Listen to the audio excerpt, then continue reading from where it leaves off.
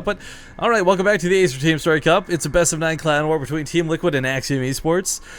And score currently is tied 2-2. It's a best of 1 between these two players. The newcomer to this arena, though, spawning in the lower location here on merry-go-round, the blue Terran player, Axiom's Ryung.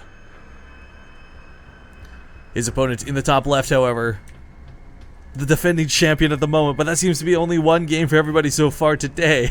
It is Team Liquid's Taeja. So far, it's pretty much been like win a game, lose a game, win a game, lose a game, win a game, lose a game. Really back and forth between these two teams, which is great because it means you don't have like that one player who's like carrying the team.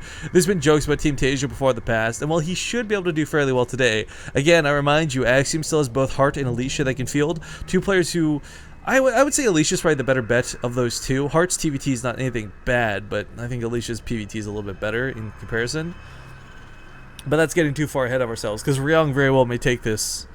And if Ryung wins versus Taeja, again, there's so much strategy behind this for the managers. For the players, they just have to win the game at hand. But for the managing partners of each team, they got to be wondering, like, okay, who do I send out against in the eventuality my player wins versus loses? If Ryung wins, who's the best bet? You know, do we send out Snoot type thing? It's not a lot of it's a very difficult decision to make. But Barracks is on the way here for Taeja. He went for the earlier gas too, so we're gonna definitely see some Reapers come out of him. Or at least a Reaper, I should say. We've seen some Terran players investing in more, but I think it's been a long time since we've seen like 2 Reacts Reaper. Just that overproduction.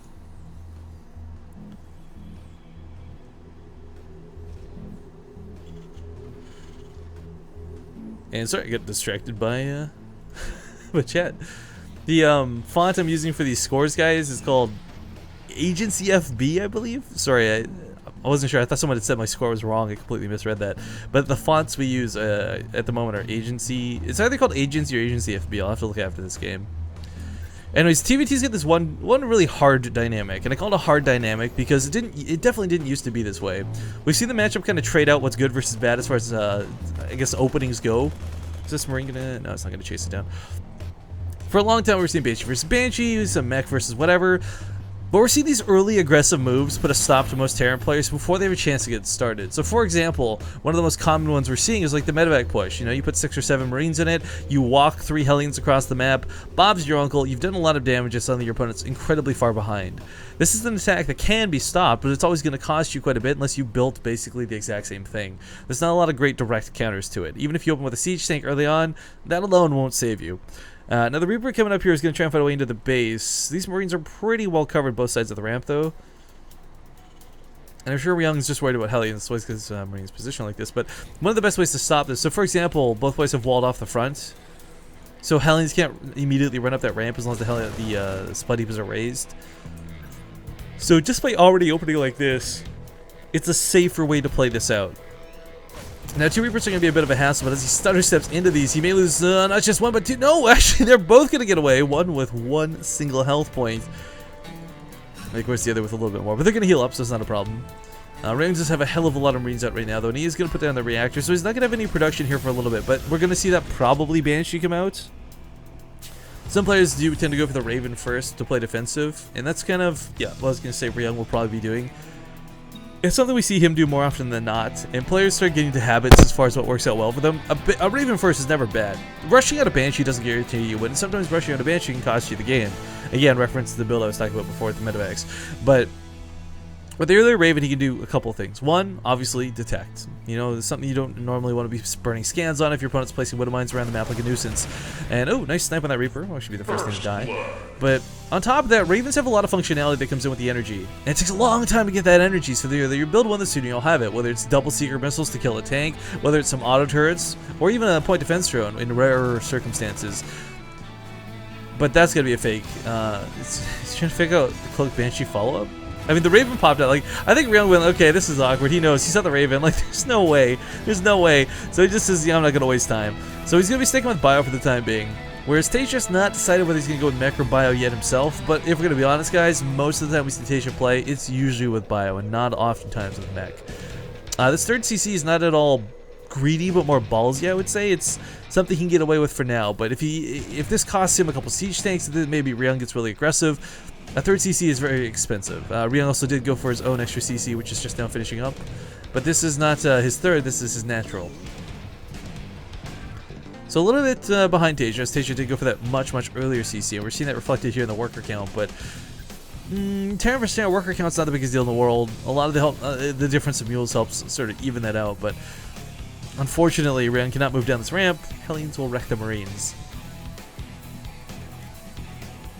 Banshee, or sorry, not Banshee, Taeja also, by the way, sorry, we're focusing a lot on Ryung, because that's kind of where the action's happening. Back at home, though, Taeja did goes for his own Raven and getting his own Viking out. I do feel Vikings are pretty critical to this matchup. Air dominance is one thing, sniping off medevacs is cool, but actually having control of the map with your tanks, because you can fight and your opponent can't, is going to be huge. Later on, eventually, if you get to that point, I mean, TVTs really go two ways, guys. You either take a couple of bases, or you take all the bases. There's very rarely 3 to 4 base scenarios, compared to like 2 base scenarios, and it's usually a little bit heavier on the macro side if you can get there, but the point I'm trying to make with this is you're not going to have the scans to constantly scan relentlessly non-stop to give your siege tanks the range to reach your opponent's siege tanks. Now both are going to go for bio behind this, and a lot of these bio plays we're watching, and a nice reference to this would be anything Hero Marine related, as he's probably one of the best young budding Terrans out there, but Marine tank, more so than Marine Marauder tank, more so than Marauder Marines, Marine tank has become a big thing.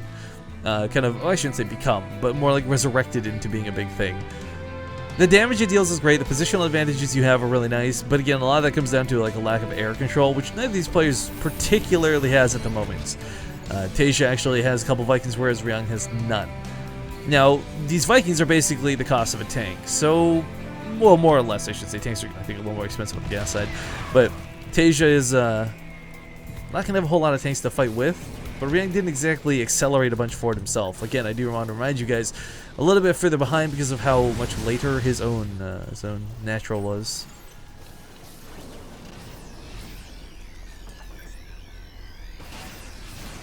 The combat shield's already finished for Taeja? No. So he doesn't have any particular upgrade advantage at the moment. He's getting chased back to the middle of the map. It's always weird to watch Marauders. Like, you just expect them to deal a ton of damage to anything mechanical, because most mechanical things in the game are heavy units, but he will actually lose one of the Marauders. Hopefully he doesn't lose 2. He's got medevacs here with just taking control of the watchtower, I guess, to hide the army push. I mean, it's a smart move, but it's like, dude, you just lost your Marauders. Back at home, these are not turrets, but depots just looking to catch drops if they come. But for Ryung, you know, he's got a nice drop setup himself. Might double it so. This Raven can do 2 very important things right now. One, it can either double seeker missile one of the tanks. It can either point defense drone, or it can get the hell out of there. I think if you want to kill a tank, it's always a nice thing to be able to just get a free one, but one of the nice things you can do is if your opponent's got like a turret ring up already, which you typically don't this early, but if they do, you drop down a point defense drone, and all of a sudden these medevacs get in somewhat unscathed.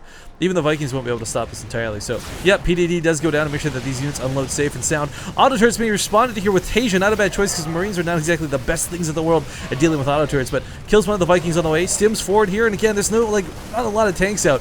Taeja's actually going to focus down on the combat shields. That's a nice catch. I think he was hoping it was stim, but as we see, it's not quite the case. Either way, or not Taeja, rather Ryung focused down on the combat shields. Really nice move out of him. Will lose the medevac though. That's going to sting a little bit.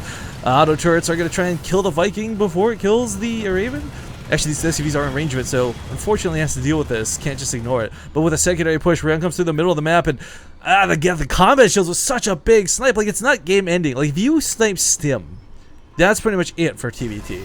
Combat shields is going to give him such an advantage coming forward here. That's 4 extra shots Marines have to take on top of other Marines. That's a whole other blast they can take from a siege tank. I mean, really, guys, combat shields is a big deal, and you can't underplay this at all. Now, losing that medevac is actually going to suck a lot because he's got so much bio here, he can't afford to stim it more than once or twice. But look at the tank position here. He's actually zoning Taeja out of his own base. With the Marines on the front lines, he has the advantage. Again, those combat shields playing so heavily into this. Now it's tank versus tank. A couple Marines left, and looks like actually, Taeja holds the high ground, but loses again the low ground. Scans are being forced out here because, of course, again, this is what I was talking about before. You don't have air control, you don't have air vision. The Vikings play such a heavy role into this, but the tanks are going down, and Ryung is looking to break Taeja right here. The last couple tanks are about to expire. There's still 2 tanks left for Ryung, and he's rallying units across the map. Nobody has a particular upgrade advantage. Oh, wait, just kidding. Again, combat shields, and more combat shields. SCVs pulled into this mean the tanks are going to start going down, but you never want to pull SCVs in this situation. The only advantage Taeja has coming into this is the fact that he's able to lose these SCVs because Ryung, again, a little bit behind in that regard. But a siege tank on the high ground was going to be the best positioning here for Ryung. Still with Combat Shields is about to finish for Taeja. So that big lead that Ryung had is about to expire. But he did a lot of damage in this attack. And while he's still only at 2 bases himself, he killed 26 freaking workers. You can't undervalue that. Both players are on 1-1, but the medevac count, I gotta say, is a little out of control here for Taeja. He's going to have more healing going down. Each of the Marines kind of with a personal healer, and Ryung's forced to disengage off of this. So while the game got really close to ending, like if you'd be able to push just a little bit more, had 1 extra siege tank, had saved 10 extra Marines, if you'd be able to push in just a slight smidgen further up that ramp, maybe he could have stopped Taeja dead in his tracks. But at the same time, props goes to Taeja. Cleaning up the high ground was not going to be easy when there's siege tanks shelling away at you while you're losing your low ground at the exact same time. But with a number advantage here in the middle of the map, you know, it's worth noting, guys, we look at the actual unit counting station right now. The army values look very similar, but it's not the case. A lot of this is in medevacs. Taeja's down Marines in a very significant way. But in the same regard, Ryung can't really heal up his forces the same way Taeja can. It looks like he has tried... Oh, I thought it was going to be a drop sneaking off to the side, but it is just a Marine stimming down here. Medevac going in for the scan. Well, in lieu of the scan, I should say. Both players are scanning one another regardless, but... yeah, positional play is going to be very important. Walking into your opponent's siege line, again, this one I'm talking about, you don't have a lot of Marauders incorporated later on. It ends up being primarily Marine tank. And a big part of this is because, well, Marauders are kind of nice at sniping off the siege tanks. They're quite useless against the Marines this late in the game. Scans still coming down to both players. No one's quite sure where to go when Ryung's in such a bad spot right now, guys. He's down an entire base of that of Taeja. Look at the income here in the bottom right. The longer Ryung waits, the better the chance Taeja just has a bigger army and maxes out sooner. Now again, their army supplies look somewhat similar, but again, don't read too heavily into that. A lot of this is starting to become medevac heavy. Double drop heading towards the main hero of Ryung, though, and he doesn't have anything at home that's going to be able to defend against this. He will not be able to catch it. He actually pulled the SCVs into this, calling the boys, as it were. He's going to come in from 3 different sides of the same angle, but the SCVs are stuck in the back. And while they're soaking some hits on the front lines, the Marines push forward on top of the tanks. Ryung is going to break this line here out of Taeja defensively, but Taeja gets a double drop off in Ryung's main. So this is going to go very poorly for him, who's going to have his production compromised. He actually can't deal with the Marines at home. So forced to go for a fight all in, all out, goes on the attack, and I don't know if he can break this. The siege tanks are still looking good, but the SCVs are gone. The Marine count has dwindled, and Taeja is looking really good. He starts breaking Ryung's tank, takes the first one down. On the other side of the map, he's killed production. There's nothing else coming for Ryung. He's pulled the rest of his SCVs, I think. Or no, those are Marines. I take that back. Struggling to get here on the front lines. But if this tank falls, he will have no way to engage into his opponent any further than where he currently is. And Taeja's own production will rally out and hold. Now this tank is going to be joined by another tank here in a moment's time. These Marines are doing what they can while they've got a slight numbers advantage. But again, I remind you all, there's not a lot coming out behind this. For Ryung, his production was compromised. Taeja is going ham on top of this siege tank. He's still loading with these double drops, and if this comes down to a base trade, Ryung doesn't take it. He realizes this a little too late. GG is going to be called. 3 bases to what was barely 1. Congratulations to Liquid Taeja.